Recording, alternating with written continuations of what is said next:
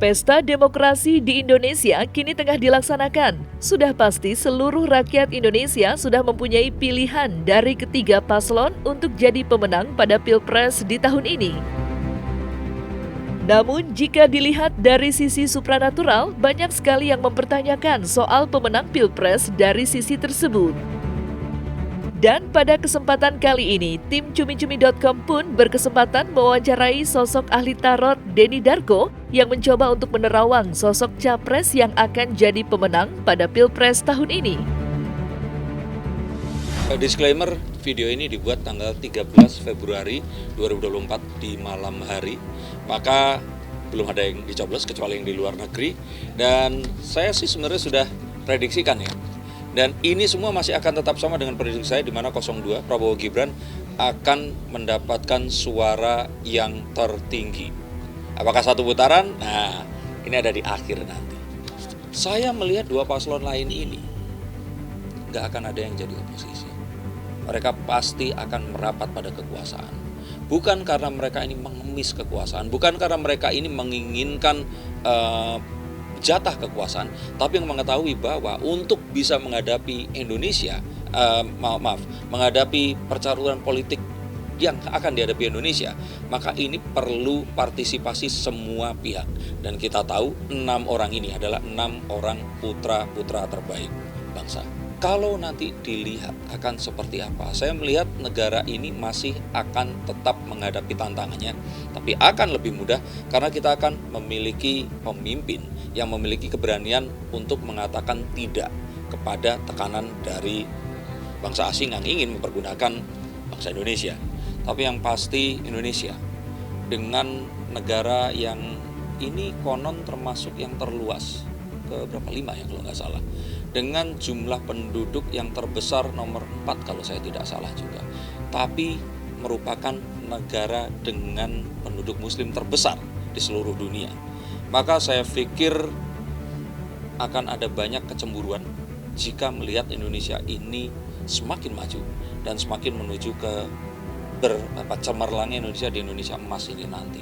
Maka saya kira pemerintah-pemerintah asing yang akan memiliki agenda sendiri itu akan mengirim proksi-proksinya dan mengacak-ngacak Indonesia dengan cara apapun juga. Nantinya ini semua akan meningkat jauh lebih pesat lagi karena seseorang yang memiliki wawasan ini tadi sekarang ada di puncak pimpinan pemerintahan di Indonesia. Terutama kita tahu bahwa sebenarnya Pak Jokowi ini masih akan tetap menasehati, memberikan advice baik secara ya presiden yang memang sudah pensiun, tapi juga tetap menjadi ayah dari sang wakil presiden Gibran Rakabuming Raka.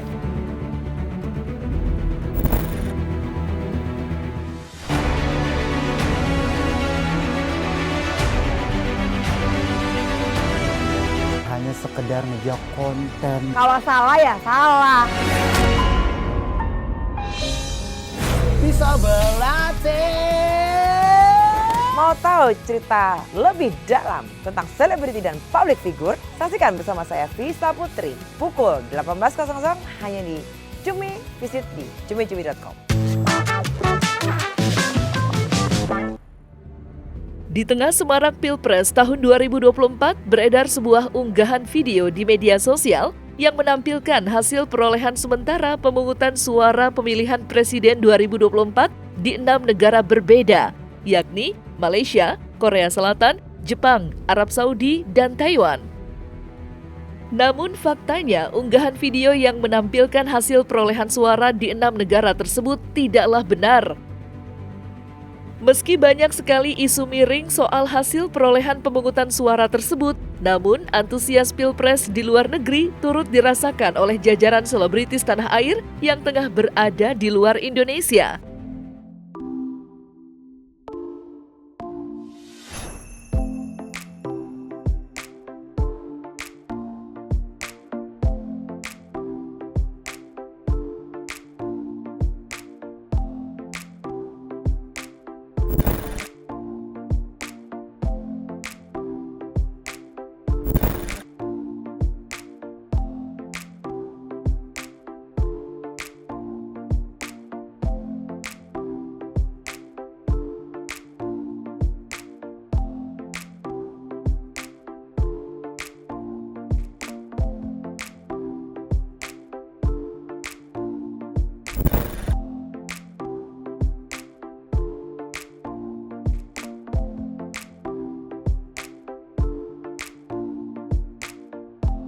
Hari ini tanggal 9 Februari 2024 di KBRI Riyadh, Saudi Arabia, pemilihan umum ya, pemilihan presiden. Kita langsung masukin ke kotak posnya langsung, nanti langsung ke alamat KBRI Seoul. Oke, itu kotak posnya. Nah ini guys, kotak posnya ini ya, Upion. Nanti dimasukin, nanti diambil sama kantor pos. Kita ada 3. Kita masukin, bismillah, semoga lancar, jujur, nyampe ke Seoul. Jadi di sini nih data ini kalau misalkan di Amerika itu sudah keluar datanya dan Bapak Ganjar yang menang. Biasanya sih kalau di luar negeri menang, di Indonesia biasanya juga ngikut gitu ya kan. Dan ini ada berita lagi dari exit poll. Di hasil exit poll di Melbourne juga, ini Bapak Ganjar unggul di 50% lebih. Tanggal 10 Februari, kalau di luar negeri itu memang lebih cepat daripada kita. Jadi langsung dihitung gitu kan di TPS-nya, dari mulai dari Amerika, Afrika, Asia, Eropa. Jadi pencoblosan dulu yang di sana. Kita masih tanggal 14, tapi akumulasinya tetap tanggal 14. Penghitungan suara tidak di luar negeri tidak dimulai pada setelah pemungutan suara. Berbeda. Penghitungan suara itu ada setelah nanti bersamaan dengan penghitungan suara di dalam negeri. Kalau prediksi silakan saja tanya kepada masyarakat yang memilih. Itu hak-hak mereka, teman-teman punya metode tersendiri tentang itu. Di sini yang warga negara Indonesia itu tidak ada yang kemudian teman-teman PPLN melakukan penghitungan lebih dahulu. Padahal tidak ada.